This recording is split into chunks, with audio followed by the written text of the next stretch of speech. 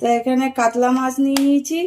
কাতলা মাছ দিয়ে আলু দিয়ে পটল দিয়ে পাতলা করে ঝোল বানাবে। এই যে আলু আর পটল কেটে নিয়েছি, মাছটাও ধুয়ে পরিষ্কার করে নিয়েছি। আর কাতলা মাছের মশলা, কাঁচা লঙ্কা, শুকনো লঙ্কা, জিরে, ধনে, একটু গোলমরিচ, কয়েকটা রসুন আর এক টুকরো আদা।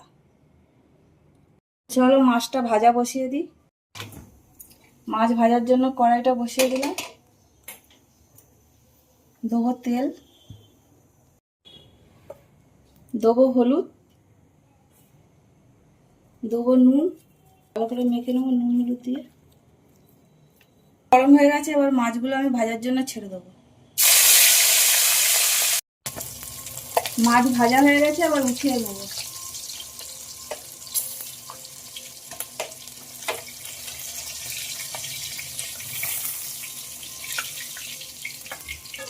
এই যে খুব ভালো করে ভেজে নিয়েছি মাছগুলো। এবার ওই তেলের মধ্যে পটলগুলো ভেজে নেবো। ভাজার জন্য পটল দিয়ে দেবো। একটু হলুদ, পটলগুলো একটু হালকা করে ভেজে নিয়েছি, এবার উঠিয়ে নেবো। এই যে এরকম করে হালকা করে পটলগুলো ভেজে নিয়েছি। ফোড়নে দেবো জিরে, দুটো তেজপাতা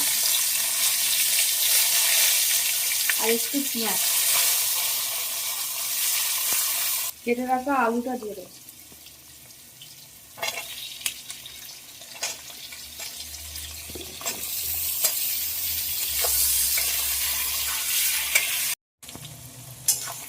আলু আর পেঁয়াজ কিন্তু ভাজা হয়ে গেছে। এবার দিয়ে দেবো কেটে রাখা টমেটোটা, দেবো নুন, দেবো হলুদ,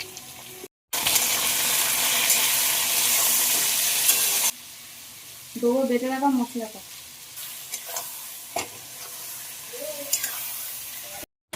দিয়ে দেবো ভেজে রাখা পটলগুলো। পটলগুলো দিয়ে আরেকটু কষিয়ে নেবো, নিয়ে তারপরে জল দেবো।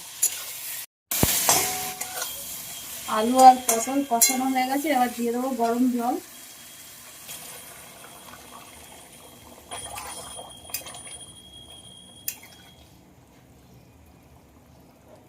ফোটার জন্য ঢাকা দিয়ে দেবো। ঝোল খুব ভালোভাবে ফুটে গেছে, এবার দিয়ে দেবো ভেজে রাখা মাছগুলো, দিয়ে দেবো কয়েকটা কেটে রাখা কাঁচা লঙ্কা,